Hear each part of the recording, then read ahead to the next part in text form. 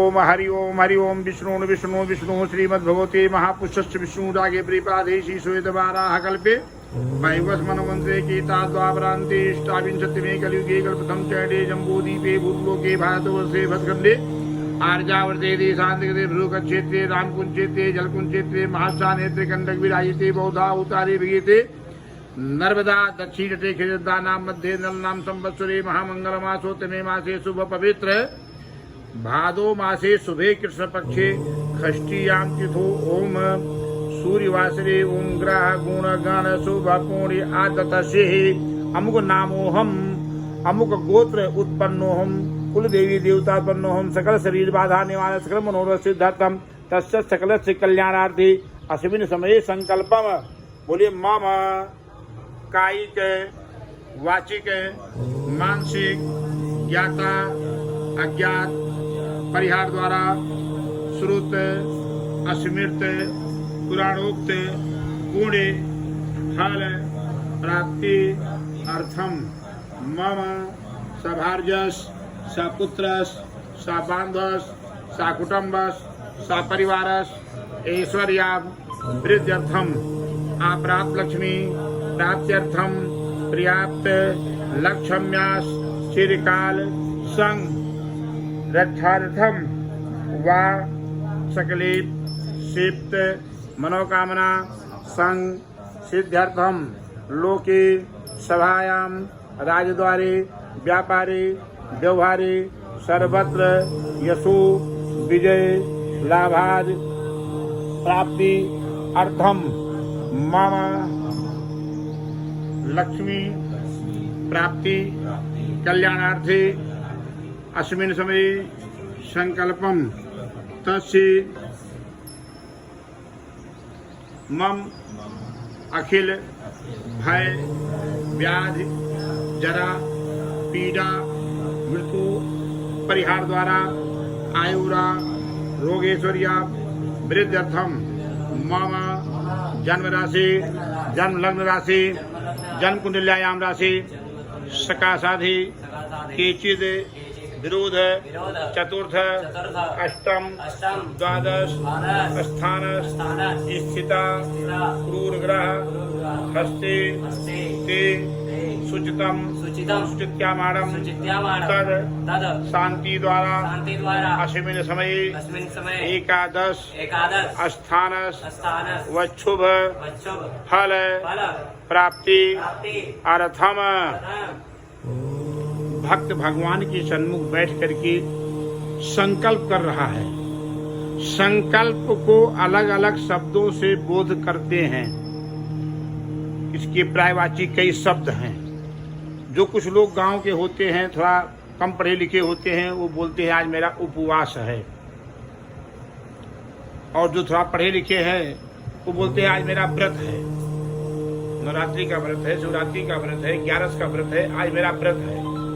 और जो पढ़े लिखे होते हैं, विद्वान होते हैं, वो संकल्प बोलते हैं आज मेरा संकल्प है। झूठ नहीं बोलूंगा, क्रोध नहीं करूंगा, भोजन नहीं करूंगा, आज माँ भगवती बगला मुखी दसमा विद्या का पूजन करूंगा, यह मेरा संकल्प है। और जो संत होते हैं, महंत होते हैं, मठमठाधीश महामंडलेश्वर होते हैं, वो कहते हैं मेरा आज अनुष्ठान चल रहा है। वो अनुष्ठान शब्द से बोध करते हैं। शिवरात्रि का अनुष्ठान है, नवरात्रि का अनुष्ठान है, तो वो अनुष्ठान शब्द से बोध करते हैं। और जो हमारे परिवार में, हमारे बीच में कुछ ऐसे कामी क्रोधी अहंकारी लोग होते हैं जो हमेशा अहंकार में रहते हैं, वो कहते हैं मैंने प्रतिज्ञा कर लिया, ये मेरी प्रतिज्ञा है कि मैं आज से बिना मारे छोड़ूंगा नहीं। क्योंकि एक बार राजा रावण ने भी प्रतिज्ञा किया था कि मैं जगत जननी मां जानकी को लंका में जरूर लाऊंगा। उसके प्रतिज्ञा का परिणाम स्वरूप क्या हुआ? पूरे खानदान वंश का नाश हो गया। एक बार दुशासन ने प्रतिज्ञा किया था कि मैं द्रौपदी का चीरहरण करूंगा, और उस प्रतिज्ञा का परिणाम हुआ कि कौरव वंश का नाश हो गया। तो कुछ ऐसे कामी क्रोधी अहंकारी होते हैं जो प्रतिज्ञा शब्द का बोध करते हैं। और मेरे राघो, जिस समय पिता के वचन को मान करके 14 वर्ष के लिए वनवास का प्रस्थान कर रहे थे, तो सबसे पहले पिता के कक्ष में जाकर के महाराज दशरथ के चरणों में गिर करके और आशीर्वाद प्राप्त किए।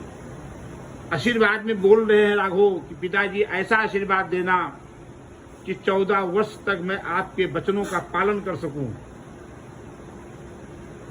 उसके बाद कैकेयी माँ के कक्ष में गए हैं, सुमित्रा माँ से आशीर्वाद लिए, और जब कौशल्या माँ के कक्ष में गए हैं आशीर्वाद लेने के लिए तो वहां लखनलाल पहले से खड़े हुए थे। माँ लखन को समझा रहे थे कि बेटा, जंगल में 14 वर्ष रहना कोई आसान नहीं है, लेकिन आप जिसके साथ जा रहे हो वो बड़ा भाई पिता के समान होता है, बड़ी भाभी माँ के समान होती है। इन दोनों को उसी प्रकार से आप ध्यान देना, मर्यादित ध्यान दे करके रहना, पालन करना, अपने को भूखा रहना, अपने को पहाड़ पे कांटों में चलना, इन दोनों का ध्यान देना। तात तुम्हार मात वैदेही, पिता राम सब भात स्नेही। माँ कौशल्या ने सारी बातों को समझाए। समझाने के बाद लखनलाल तैयारी में लग गए। मेरे राघव सती सीता के कक्ष में जाकर के माँ सीता को सारी बातें समझाए। जैसे एक घर का मुखिया जब कहीं जाता है तो अपने धर्मपत्नी को, अपने भाई को या बेटे को सारी बात समझाता है कि हमारे ना रहने पे किसी प्रकार का कोई प्रॉब्लम नहीं होना चाहिए। हमारे ना रहने पे महाराज दशरथ को ये आभास ना हो कि मेरा राम नहीं है। हमारी तीनों माताओं को किसी प्रकार का कोई उनके मन में ऐसा ना लगे कि आज मेरा राम होता तो मेरे घर में इस प्रकार से होता। हे सीते, अयोध्या वासियों का भी आपको परस्पर ध्यान रखना है। बेटा बनकर भी सेवा करना है और बहू बनकर भी सेवा करना है आपको। सारी बातें आज मेरे राघव ने सती सीता को समझा करके जब चलने लगे तो सती सीता ने पट को, खेस को पकड़ लिया और कहने लगी कि प्रभु, उसी धर्म में, उसी शास्त्र में, उसी ग्रंथ में ये भी लिखा हुआ है जहां से आप समझाए हो कि जिए बिन देह, देह में शरीर, जिए माने जान। जिस शरीर में जान नहीं होता है, मृतक शरीर का पूजन कौन करता है? मृतक शरीर का मान और सम्मान कहाँ होता है? और नदी बिन वारी, वारी माने जल, नदी, जिस नदी में जल नहीं हो, गंगा जमुना कावेरी कृष्णा गोदावरी नर्मदा क्षिप्रा ऐसे महानदियों में यदि जल नहीं है वो नदी अशुभ हो जाती है। उस नदी को कोई नमन नहीं करता। तैसे नाथ पुरुष बिन नारी। और हे प्रभु, उसी प्रकार से जिस अभाग्नि का पति नहीं हो, उस अभाग्नि का मान सम्मान प्रतिष्ठा कौन देता है? ये यथार्थ उसी शास्त्र में है जहां से आपने समझाया। आज मेरे राघव के पास कोई जवाब नहीं है। राघव ने सती सीता को लेकर के लखनलाल के साथ सुमंत को बुलाए, रथ पे बैठ करके अयोध्या की सीमा को आज पार करना है और ये प्रस्थान कर दिए। जब अयोध्या की सीमा पार हुआ और सिंगेरपुर पहुंचे हैं तो वहां पे माँ गंगा कलकल की आवाजें करती हुए बहुत वेग से चल रही थी। राघव ने रथ से तीनों उतर करके सुमंत को बोले रथ वापस ले जाओ, और गंगा के तट पर पहुंचे हैं। वहां पे ना किसी प्रकार का कोई द्रव्य है, ना पुष्प है, ना अक्षत है, और तापस भेष में है, तपस्वी भेष में है, वाकल भेष पहन कर गए हैं। मेरे प्रभु राघव पानी के नीचे हाथ डाल करके और हाथ में बालू रेत को लिए, और रेत को लेने के बाद कहते, हे गंगा मैया, निश्चर वंशहीन करूं भुज उठाए प्रण कीन। प्रण कौन कर सकता है? प्रण तो करता है रवि पावक सुर सर की नहीं।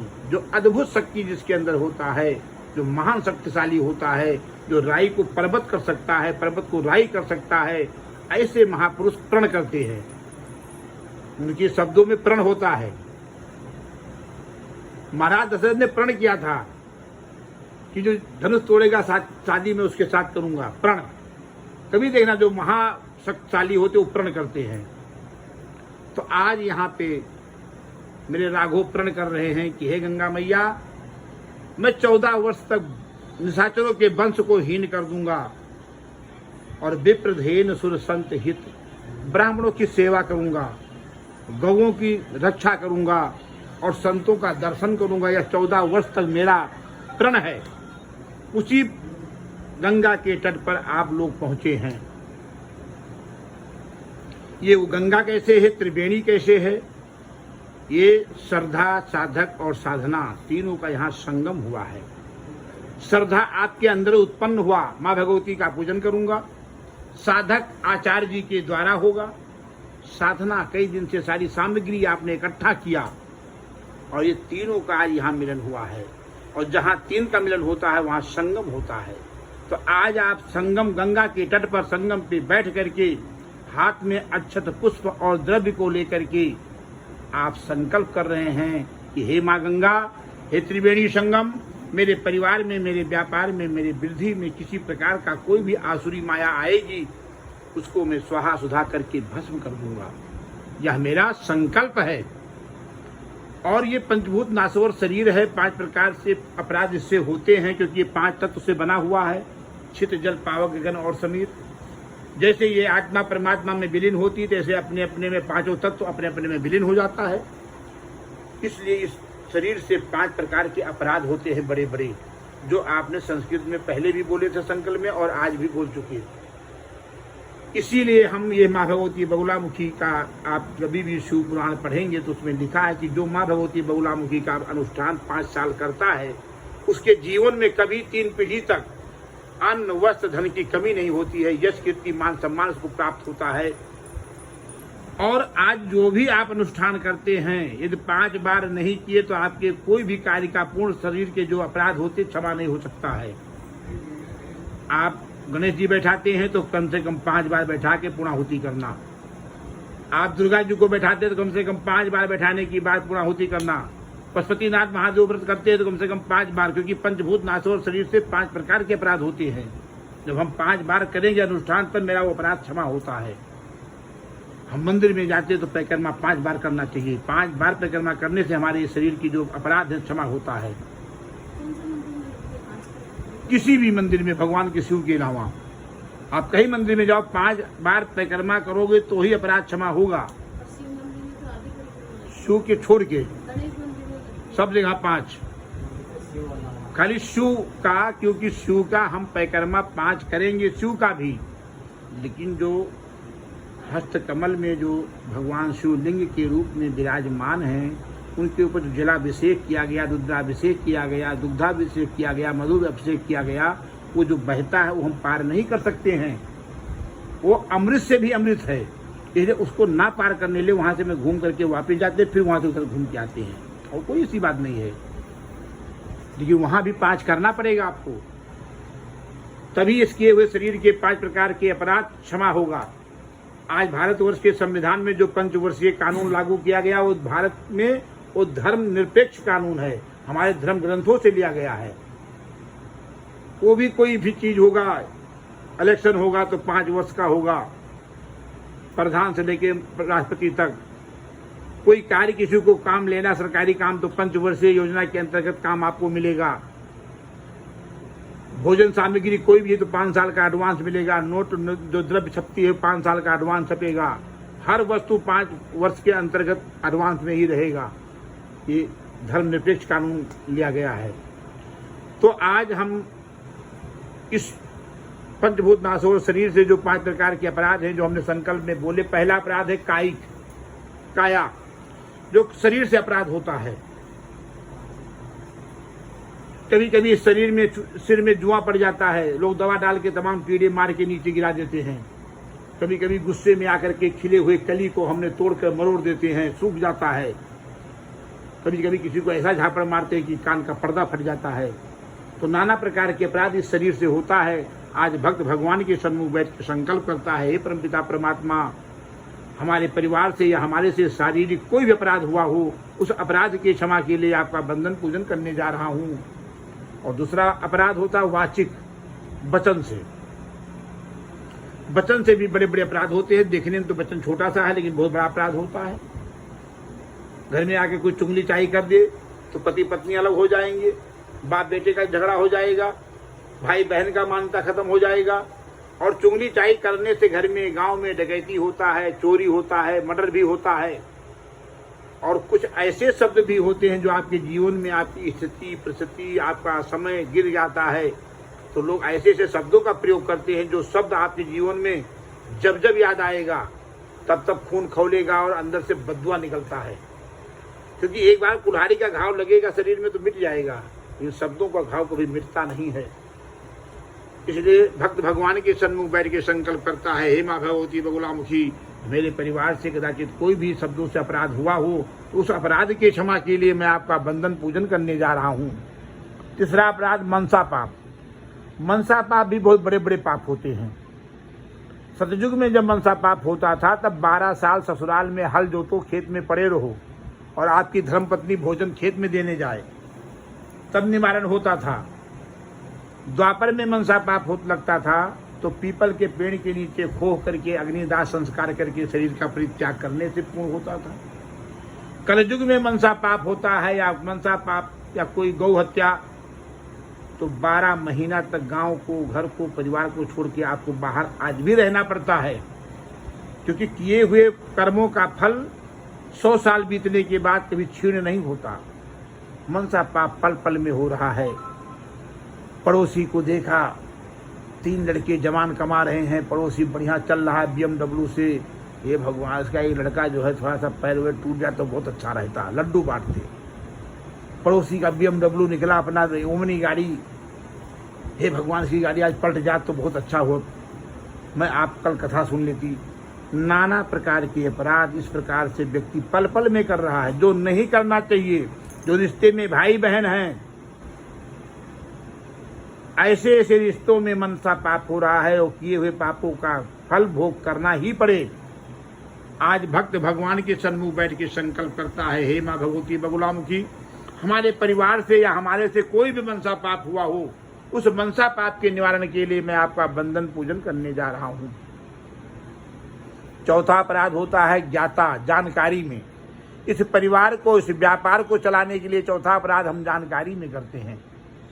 और उस अपराध का शुरुआत हमारे घर की माताएं, बहनें या बहुएं शुरू करती हैं। सुबह में रात भर मोबाइल देखेंगी, खूब बढ़िया घुमा घुमा के सो जाएंगी। सुबह 7 बजे आंख खुलेगी, दौड़ी लेकर के झाड़ू, दाहिने हाथ में झाड़ू, बाएं आंख में ऐसे हाथ में मिलाते हुए चालू कर दिए।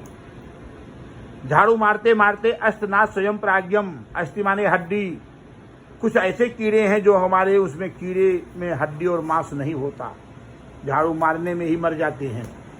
उसके बाद झाड़ू के बाद पोछा की तैयारी हुई, बड़ा पतीली, साबुन, शैम्पू, फिनाइल डाले, कपड़ा लेके चालू कर दिए। कुछ कीड़े बेचारे भगे जा रहे हैं, उसको भी कपड़े में लपेट के पतीली में डाल दिए।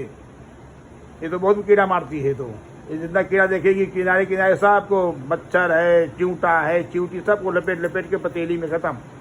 सारे घर के कीड़े झाड़ू पोछा में समाप्त। पता लगा स्वामी जी आने वाले हैं, 11 बजने वाला भोजन का समय। फटाफट स्नान ध्यान किए, पूजा तो करना नहीं है, खाली दिखावटी अगरबत्ती मोमबत्ती दिखाई चले आए। पहले के समय में लोग चावल एक दिन पहले साफ करते थे, दाल साफ करते थे, गेहूं साफ करते थे, ये कल बनेगा। बड़े व्यवस्थित बैठ करके साफ सफाई करती थी, बातें करती थी। आज न सास बहू से बोले, न बहू सास से बोले, न माँ बेटी से बोले, न बेटी माँ से बोले तो झगड़ा करे, तो चावल कौन साफ करे। सब बंद हो गया सिस्टम। समय हो गया, कहीं फटाफट प्लास्टिक की बोरी में चावल रहा, हाथ फटाका निकाली थाली में, और जब थाली आंख के सामने आया तो देख रही हैं कि चावल भी लंबा, उससे लंबा सफेद सफेद कीड़ा उसके अंदर, और चावल से लंबा कीड़ा 2 4 10 निकाली, पता लगा नहीं निकाल पाएंगी। जो चूल्हा पे पानी खौल रहा था, पतीली में ला के फटाफट पानी खौलता हुआ थाली में डाले, सारे कीड़े पक करके ऊपर बेचारे तैरने लगे। कीड़े को छान दिए, नाली में गया, चावल पतीली में गया, फिर दौड़ी दौड़ी गई। चावल के बाद दाल निकाली, दाल भी बरसात के महीने में उसमें भी काले काले काफी दिखने लगते हैं। अब दाल को लाई पतीली में डालने के लिए, सोच रही डालूं कि नहीं डालूं, कीड़ा निकलेगा नहीं, कीड़ा साफ नहीं होगा। तब तक रात भर गूगल बाबा से देखी थी, गूगल बाबा को फोन की, काल में कुछ दाल में काले काले हैं, वो कैसे खत्म होगा। गूगल बाबा ने कहा कि काला उड़द की 2 मुट्ठी दाल उसमें डाल दो, काले कीड़े सब खत्म हो जाएंगे। जो फटाफट लाए, डाले, दाल पकने लगा। गेहूं निकाली, चक्की में डाली, बटन दबाई, जैसे चक्की का हिली तैसे गेहूं के साथ काले काले घुन भी बेचारे जा रहे हैं। अब गेहूं के साथ घुन पिसे जा रहे हैं खाने वाले ससुरा जी, सासू जी, पति परमेश्वर। खाएंगे क्या? गेहूं के साथ काले कीड़े बेचारे, वो भी पिस गए। तो सुबह से शाम तक हम हजारों कीड़ों को मारते हैं। इस कीड़ों को क्षमा करने के लिए 2 ही उपाय है बस। पहला है भिक्षा। यदि वो श्रद्धा से भिक्षा नहीं दे रही है तो ये कभी भी चांडाल रूप कभी उसको दूर नहीं होगा, रहेगा हमेशा। अच्छी बात में चिड़चिड़ाना, अच्छी बात समझाओगे तो उल्टा समझ जाएगी, कुछ हित की बात करोगे तो उसको अहित लगेगा। और तो फिर ब्रह्म मुहूर्त में पूजा। ये 2 ही वस्तु से जो कीड़े हनन होते हैं, इसका अपराध क्षमा होता है कि तो भिक्षा दिया जाए रोज प्रत्येक दिन, और कि तो प्रत्येक दिन निकलने के पहले दीवा बत्ती पूजा किया जाए। तो भक्त भगवान के सन्मुख बैठ के संकल्प करता है कि हे परमपिता परमात्मा, हे माँ भगवती बगुलामुखी, हमारे परिवार से, हमारे से कोई भी जानकारी में अपराध हुआ हो, उस अपराध की क्षमा के लिए मैं आपका बंधन पूजन करने जा रहा हूँ। और 5वां अपराध अज्ञानवश, जो करना नहीं है, करने की इच्छा नहीं है, फिर भी अज्ञानवश हो जाता है। गाड़ी 120 जा रही है, अब गाड़ी के आगे सर्प आ जाए, कुत्ता आ जाए, बिल्ली आ जाए, कुछ बचने वाला नहीं, सब समाप्त हो जाएगा। करना नहीं था, करने की इच्छा नहीं है, लेकिन अज्ञानवश दौड़ते हुए जा रहे थे बेचारे किसी को बचाने के लिए। वो तो पड़ा ही था, ये दौड़ते जा रहे थे, पैर के नीचे इतना बड़ा मेढक आ गया। अब मेढक की सारी सामग्री बाहर हो गई, खाली चमड़ा पैर के नीचे बचा। ऐसे कितने प्रकार के अपराध जो अज्ञानवश हो रहा, हम जान नहीं रहे, हमसे होता जाता है। आज भक्त भगवान के सन्मुख बैठ के संकल्प करता है, हे माँ भगवती बगुलामुखी, हमारे परिवार से या हमारे से अज्ञानवश कोई भी अपराध हुआ हो, उस अपराध के क्षमा के लिए मैं आपका बंधन पूजन करने जा रहा हूँ। और यह पूजन करने से श्रुत स्मृत पुराणोक्त पूर्ण फल प्राप्त अर्थम, ये पूजन करने से वेद शास्त्र के मति से जो भी फल मिलता वो फल प्राप्त हो। मम सभार्ज सपुत्र सबांध सकुटुंब सपरिवारस, मैं, मेरी पत्नी, मेरे भाई, मेरे कुटुंब के लोग, सगे संबंधियों के लंबी आयु की शुभकामना को लेकर के यह व्रत पूजन करने जा रहा हूँ। अप्राप्त लक्ष्मी प्राप्त अर्थम प्राप्त लक्ष्म्या चिरकाल संरक्षार्थम, जो मेरे घर में लक्ष्मी प्राप्त नहीं होती, लक्ष्मी प्राप्त हो। और चिरकाल संरक्षार्थम, ऐसी लक्ष्मी प्राप्त हो जो चिरकाल, बहुत कालों तक हमारे धन, धर्म और परिवार की रक्षा हो।